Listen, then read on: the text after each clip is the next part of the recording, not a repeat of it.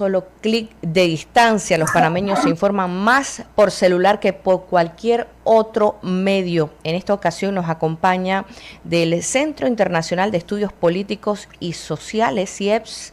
Les hablo de nuestra próxima invitada, ya está por acá con nosotros a esta hora de la mañana, siendo las 8:10, Raiza Urribarri, del Centro Internacional de Estudios Políticos y Sociales. Gracias por acompañarnos, profesora. Y en un estudio reciente que realiza CIEPS, pues revela cómo los panameños perciben, consumen y evalúan la información hoy. ¿Qué opinión le merece este término? ¿Cómo están los panameños en este momento recibiendo la información? Cuéntenos un poco de este estudio. Bienvenida. Gracias por la invitación. Es un gusto estar con ustedes y con su audiencia. En primer lugar, quiero aclarar que es un estudio que hicimos en el Centro Internacional de Estudios Políticos y Sociales.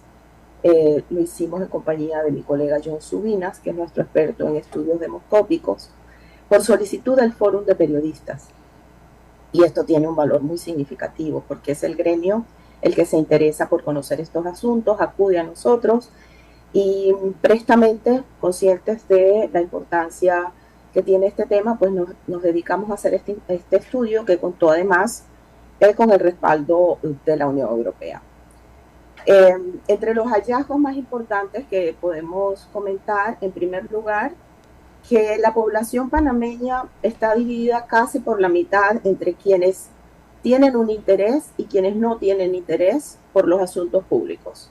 Es decir, ahorita mismo no podría referirme en detalle a los cruces con las variables socioeconómicas y, por ejemplo, decir que tal sector o porque tienes o no tienes empleo o porque tienes más o menos ingresos o más o menos nivel educativo, te interesas más o menos por las noticias. Sin embargo, sí hay distinciones importantes. Tampoco podría decir que hay diferencias de género. No lo puedo comentar acá porque el estudio tiene 70 páginas, es bastante amplio. Les invito a todas y a todos a leerlo. Pero en líneas generales, lo que sí podemos afirmar es que la población está dividida prácticamente que por la mitad. Hay una gente muy interesada en conocer acerca de los asuntos públicos, que consume noticias, que se informa a través de distintos medios, y hay otra parte de la población de igual peso que manifiesta que esto sencillamente no le interesa. Y ese es un problema, porque cuando no nos interesan los asuntos públicos, digamos que no estamos asumiendo una ciudadanía participativa y consciente del entorno en el cual vivimos. Ese es el primer hallazgo. Pero, y utilizando los hallazgos que nos menciona en principio, la población está dividida en dos, el que le interesa y el que no le interesa. Entonces estamos, si lo pudiésemos interpretar de esa manera, ante una crisis de confianza, ante una crisis de educación mediática. ¿Cómo lo abordamos?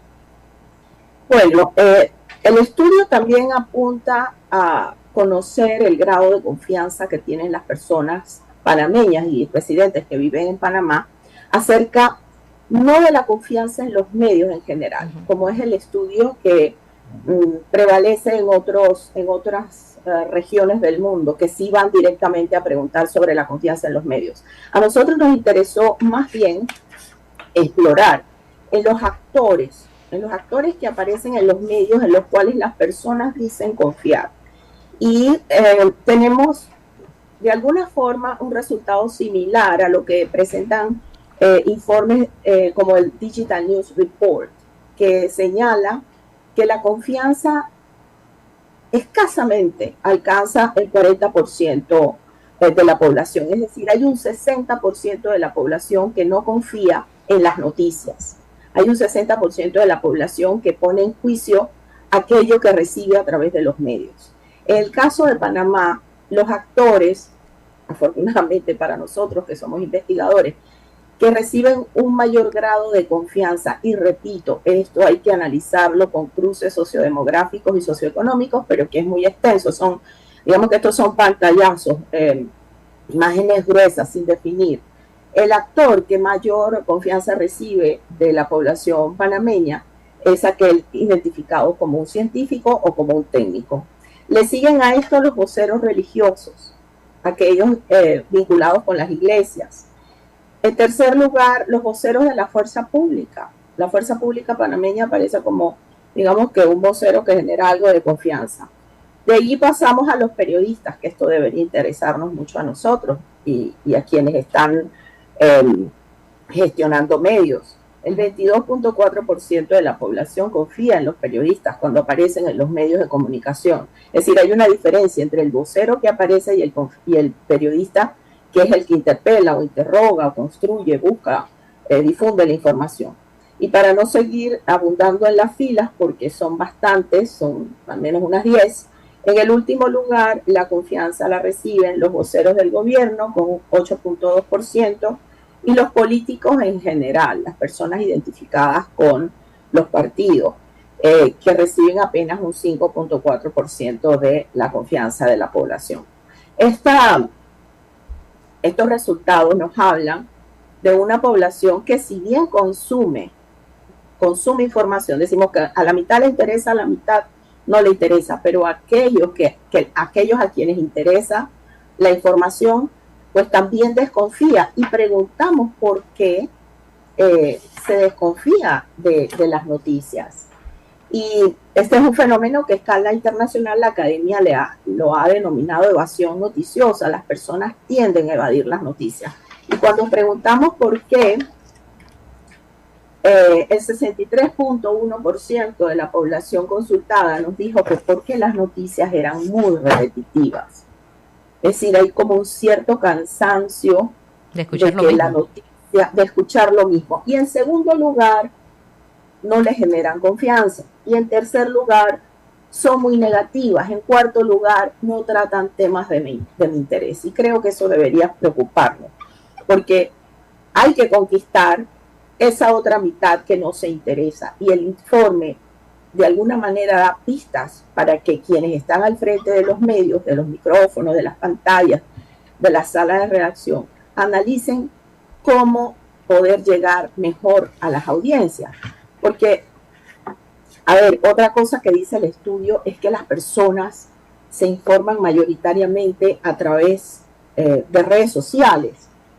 Y esto, a ver, uno podría decir, bueno, pero es que a través de las redes sociales, como en este caso, ustedes están transmitiendo a través de YouTube, a través de toda su plataforma. Pero es que detrás de las redes sociales hay algoritmos. Entonces no nos podemos confiar en que porque estamos transmitiendo a través de las plataformas y son las personas las que se conectan a través de las plataformas, se conectan para acceder a nuestros medios. Pueden acceder a cualquier cantidad de información que puede estar no curada por periodistas profesionales como ustedes.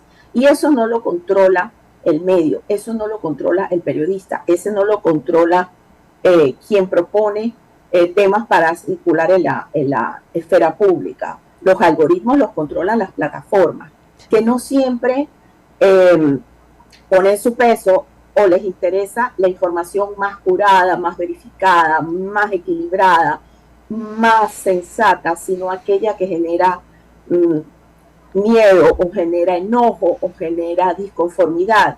Entonces no nos podemos confiar en que estamos llegando a través de las redes, porque mucha gente en Panamá consume redes. ¿Qué consume la gente en las redes? ¿Nos consume nuestros contenidos o los que a las plataformas les interesa que la población consuma? Voy con Rolando, pero antes usted menciona que las personas se informan más por redes sociales. ¿Dónde quedan los medios tradicionales entonces? Mira, hay algo interesante. Yo tengo aquí al lado el informe porque como es tanta data, a veces no quiero correr el riesgo de apuntar en un dato que sea erróneo, ¿no? En primer lugar, en Panamá las personas se informan con mayor frecuencia a través de Instagram. En segundo lugar, WhatsApp. Y cuando tuvimos esa respuesta pusimos una bandera roja, porque WhatsApp no es, primero, las redes sociales no son medios de comunicación, son plataformas de circulación de contenido, a través de los cuales los medios pueden o no poner a circular su información, pues son plataformas, no son medios. Y WhatsApp, menos que menos, porque WhatsApp es una aplicación peer-to-peer, es una aplicación para mensajería instantánea, con una dimensión limitada a los contactos que yo tenga en mi teléfono. Y investigaciones alrededor del mundo en periodos cruciales y críticos para recibir información de valor y cierta, se ha demostrado que por WhatsApp circula una cantidad enorme de bulos, de desinformación. Entonces, que el 70.2% de la población panameña dice que se informa a través de lo que le llega en su red de WhatsApp, a través de sus contactos de WhatsApp, nos preocupa. Y nos preocupa además porque WhatsApp tiene una característica que obviamente son contactos de confianza los que yo tengo en mi teléfono. Yo no voy a tener en mi teléfono a cualquiera en quien yo no confíe. Entonces, cuando una información me llega por WhatsApp, digo, oye, mira, esto me llegó por WhatsApp. Y encontramos cantidad de personas que repiten esto, ¿no? En tercer lugar, y esto es importante, a nosotros no nos sorprendió para nada como investigadores esos dos primeros resultados, que fuese Instagram y WhatsApp. Primero porque sabemos a través de otros estudios que Instagram es la red social preferida por los panameños y las panameñas. Lo de WhatsApp tampoco, porque es un problema que hemos investigado en el CIEPS, que tiene que ver con la estructura de las telecomunicaciones en Panamá, con el negocio de las telecomunicaciones en Panamá, que tiene convenimiento zero rating o tasa cero con las plataformas. Entonces, quien tiene una cuenta prepagada, una línea telefónica prepagada, luego de que cumple la data que puede consumir, tiene uso gratis de WhatsApp. Entonces, eso no nos sorprende. Lo que sí nos sorprendió es que el 66% de las personas todavía ve los noticieros por televisión. Y quisimos en este estudio preguntarles, ¿los ve a través de streaming? ¿Los ve a través de lo que le llega en redes sociales? ¿Los ve porque usted los busca, escribe, qué sé yo, tatata.com en su navegador para acceder a la pantalla de la televisora? No, lo ve en aquello que los académicos del siglo pasado llamábamos la cajita singular, la cajita mágica o la pequeña pantalla. Todavía esa pequeña pantalla, como la denominábamos antes y hoy la llamamos la gran pantalla, todavía tiene un gran consumo por parte de los panameños y las panameñas. Repito, no estoy cruzando ahorita variables, obviamente hay un sector, hay un perfil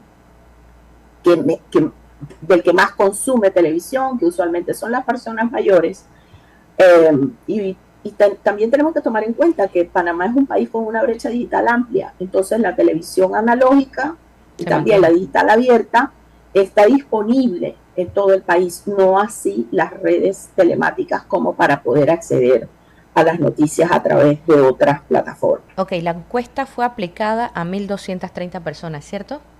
Cierto. Rolando, voy contigo para preguntas. Buenas tardes, buenos días. Mire, yo una de las cosas que siempre me ha llamado la atención, el tema de las comunicaciones, es lo de la confianza. Entonces, veo que desde que empezaron a surgir estas plataformas para divulgar contenidos, de esa misma manera, la confianza en los medios de comunicación, que antes era alta, ha ido disminuyendo y ganando terreno las redes sociales. Entonces, y no dejo de sorprenderme por el hecho de que en las redes sociales no soy consumidor, pero sí las veo. No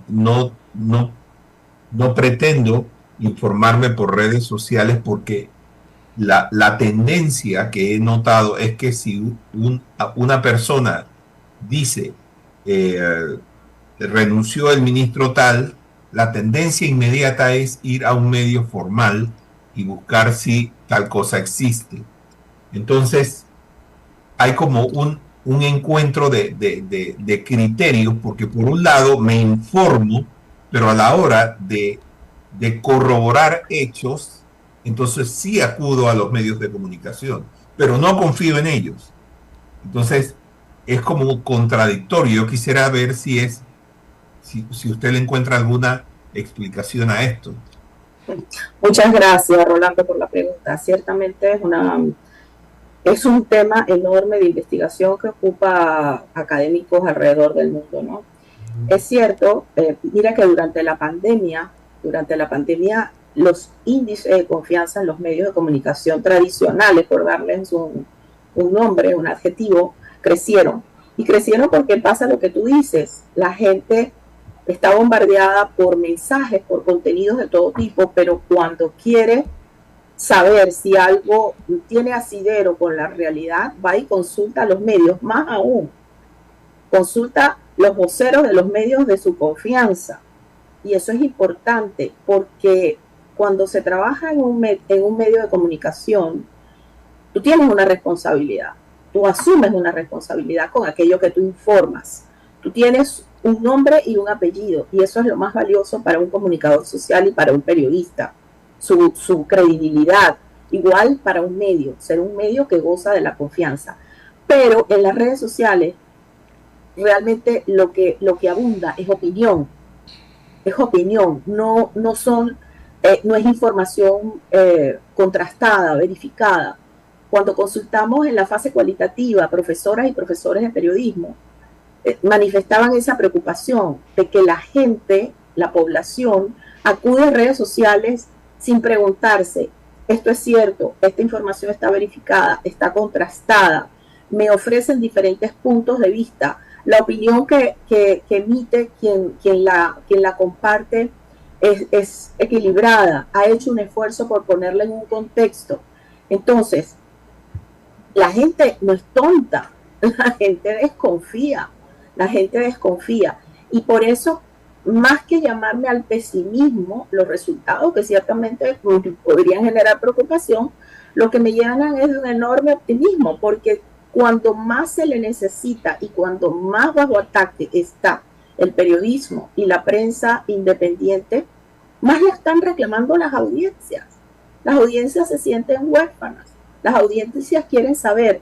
Y hay un resultado importantísimo en este estudio, es el que tiene el porcentaje mayor de respuestas, que es cuando le preguntamos a las personas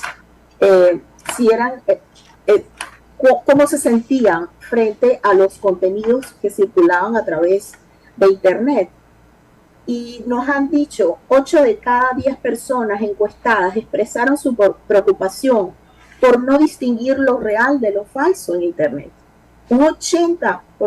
O sea, imagínense lo que eso significa, vivir en constante incertidumbre, lo que es una población que no sepa si aquello que recibe es cierto o falso. Entonces, los medios de comunicación tienen un espacio enorme que trabajar para no dejar a las personas en manos de las redes, que como sabemos, con ciertas técnicas o estrategias cuyos diseñadores muchas veces actúan a la sombra, pueden generar climas de opinión, narrativas bastante peligrosas y dañinas, ¿no?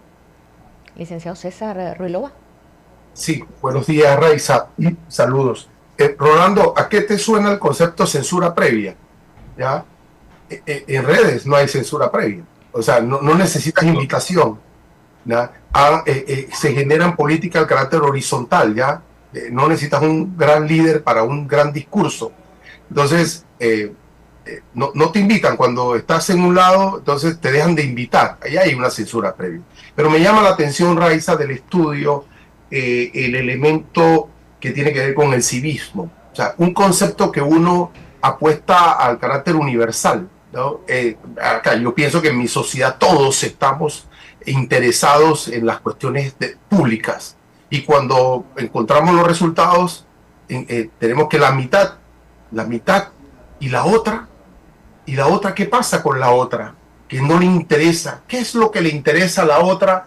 ¿O por qué no le interesan los temas de su comunidad, de su sociedad, de su país? Y además de entrarle, porque no soy experto en temas de comunicación, ¿qué ocurre ahí? O si esto puede generar un espacio de otro estudio específico para este sector que no le interesa, ni uno ni lo otro, o sea, ni por redes, ni por los canales tradicionales. Y esa parte me preocupa mucho, porque ahí hay un espacio interesante de estudio y tal.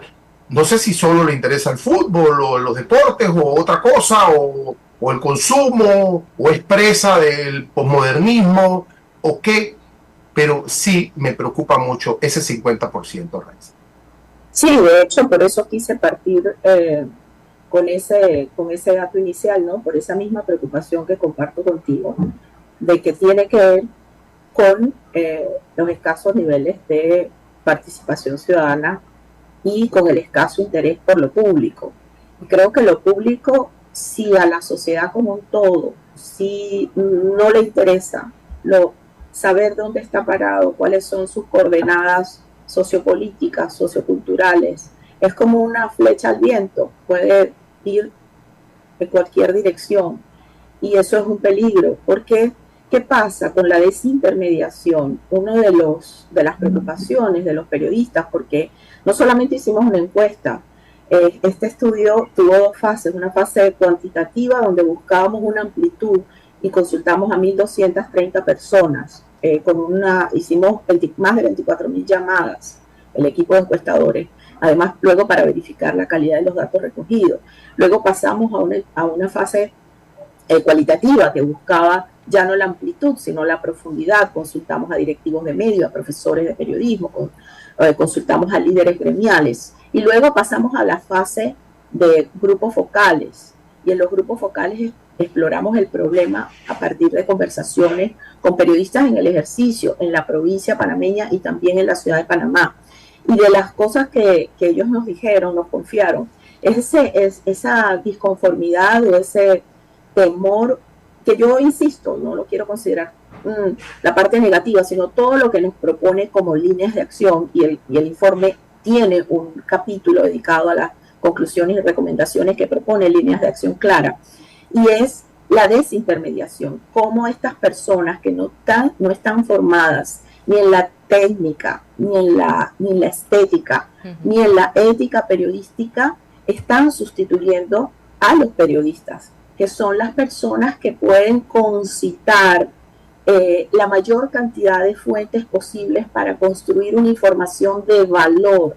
Si las personas no sienten que los medios de comunicación social le aportan información de valor útil para desempeñarse en la sociedad, difícilmente pueden participar de lo público de forma, no solo digamos activa, de forma informada, valga la redundancia. Entonces, allí hay una preocupación, y más allá de la preocupación, un gran espacio como para nosotros actuar como comunicadores en cualquiera de las esferas para ganarnos esa confianza primero y esa posibilidad de alimentar lo público con participación ciudadana. Raiza, ¿existe a nivel regional o global algún estudio vinculado a este asunto del desapego al civismo o la participación de sociedades en temas públicos? ¿Tenemos algún insumo sobre eso? Hay varios insumos, por supuesto que la literatura es bastante generosa internacionalmente, es una preocupación compartida por investigaciones alrededor del orbe, y sobre todo ahora se está hablando del periodismo de soluciones, de los medios que buscan soluciones, y cuando hablamos soluciones no en términos pragmáticos o prácticos concretos, sino justamente la discusión nos viene orillando, nos viene llevando a hacer un examen, mejor dicho, un autoexamen de las prácticas periodísticas para saber cuál es ese deseo, cuál es esa necesidad que tienen las audiencias y satisfacerlas para que nos reciban y participen de lo público. Hay una experiencia maravillosa de un medio que comenzó siendo mínimo, muy pequeño, y que se está convirtiendo en un medio de referencia, incluso de ejemplo y modelo para periodistas, para gremios, para grandes organizaciones como el Reuters Institute de Periodismo en Oxford, que es el SURTI, comúnmente llamado el SURTI, pero fue un medio que nació en Paraguay, tiene su sede en Asunción, para justamente explorar maneras de cómo llegar a las audiencias. Ellos hablan de un periodismo activo, pero no de activismo, porque ahí tenemos que diferenciar. A veces cuando hablamos y decimos que queremos audiencias participativas, entonces entendemos el ejercicio periodístico como el activismo. No se trata de ser activista. El activista tiene su lugar respetable, necesario, pero no es el nuestro, no es el de los periodistas. El periodista no hace activismo. El periodista, si algún activismo puede hacer y practicar y de alguna manera promover, es el activismo por el valor de los hechos, porque luego que se establezcan los hechos podemos diferir en las opiniones que tengamos acerca de ellos, podemos interpretarlos bajo diferentes prismas, pero lo primero son los hechos, y son los hechos que importan a las personas los que deberían ocupar nuestra atención. Me llama... Mire, sí, adelante, Rolando. una última observación. Yo veo que en las redes sociales hay un intenso bombardeo a las personas y yo pienso que parte de esta indiferencia que manifiesta el 50% de la población se debe precisamente a ese bombardeo que viene a causar hartazgo. Y por el otro lado está el tema de es que en Panamá un escándalo tapa otro escándalo y eso va en una escalada que termina también en un hartazgo. Entonces, a veces me parece que el hartazgo no viene de las noticias, sino de la temática. Siempre es lo mismo, el político que roba, el político que no hace su trabajo, la justicia, la impunidad, en fin. Son temas altamente recurrentes y creo que como no hay ninguna reacción de parte de las autoridades en muchos casos, la gente termina diciendo, ¿sabes qué? Esto es más de lo mismo. No, yo no quiero seguir oyendo esto porque cuando oigo a este señor siempre está diciendo lo mismo. En fin, es una manifestación de hartazgo más que indiferencia, diría yo. No sé, podría ser una interpretación. Sí, como dijeron al principio, no recuerdo si fuiste tú o Ruilova, hace falta más investigación.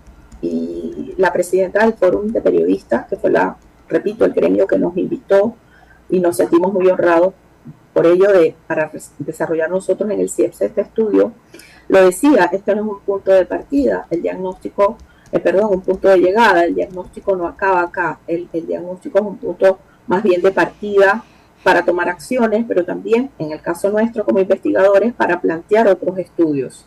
Y lo que has dicho es lo que de alguna manera refleja los resultados de la encuesta. La gente dice, estoy, digamos, molesto, harto, porque siempre se habla de lo mismo. Siempre se habla de lo mismo, las noticias son muy repetitivas. Ese es el primer lugar cuando le preguntamos a las personas por qué van las noticias, por qué nos interesan, porque siempre se habla de lo mismo. Y eso es importante tenerlo claro. Ahora, también la gente se harta, Rolando, por esa mala animosidad que priva en las redes sociales, el discurso de odio, lo que podríamos calificar también como la inquina, el no leer bien lo que las personas están escribiendo y reaccionar inmediatamente con un insulto, atacar al mensajero y no discutir el mensaje, que es lo importante. Y repito, eso tiene que ver con el modelo de negocios de las plataformas. El modelo de negocio de las grandes plataformas de telecomunicaciones se basa en la economía de la atención. Mientras más tiempo estés tú enganchado en la pantalla, más consumes la publicidad que circula en el entorno digital, por englobarlo de alguna manera, aunque está diferenciado por redes, ¿no? Entonces, lo que premia el algoritmo, por eso cuando tú haces scroll te sale casi siempre lo mismo, porque lo que premia el algoritmo es el discurso encendido, sí. No deja espacio para la reflexión. Entonces, bueno, la gente en un primer momento, llega ahí, sale espantada. Mucha gente que ha dicho, yo dejé de usar X o Twitter, porque, ahí lo que hay son peleas, lo que hay son diatribas, ya la gente nos escucha. En un principio, decíamos los investigadores en los años 80, 90, cuando nace Internet, llegó el espacio de la democratización de las voces, pero duró muy poco ese sueño, duró muy poco ese romance. Paulatinamente las grandes plataformas entendieron que lucrarse con nuestros datos era importante, porque cuando tú entras en una red estás cediendo tus datos por nada. Las plataformas no te cobran. Algunas, claro, han desarrollado algunas modalidades de cobro, ¿no? Para premium, etcétera. Pero la mayoría de la gente entra sin pagar nada, y ese sin pagar nada es mentira. Tú estás pagando con tus datos. Entonces, esos datos que tienen de ti te perfilan, y a través de ese perfilamiento vas recibiendo información adecuada a tus intereses, a tus gustos, a tus miedos, a tus temores, etcétera. Y recordemos que cuando vemos una información en una red social, no estamos viendo el emisor. La mayoría de las veces estos emisores son anónimos o son cuentas coordinadas interna o externamente para generar narrativas.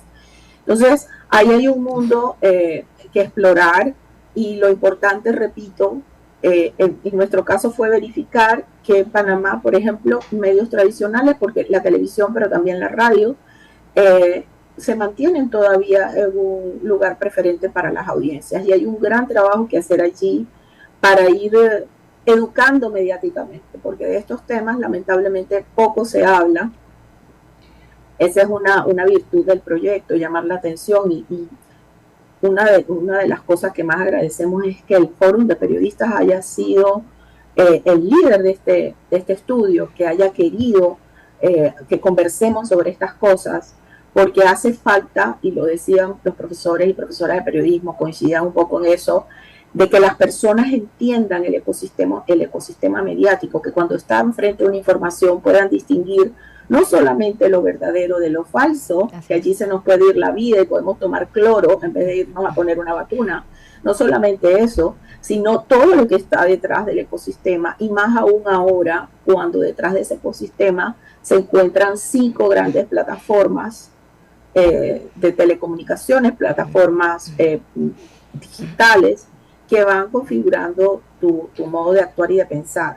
Entonces, esa es una de las líneas también de acción que propone el informe de recomendación, es desarrollar programas de alfabetización mediática, más allá de cómo saber usar una computadora, cómo saber usar un teléfono, distinguir lo cierto de lo falso, es comprender el nuevo entorno que se está, no solamente que estamos viendo frente a nuestros ojos, sino en el cual nosotros estamos actuando.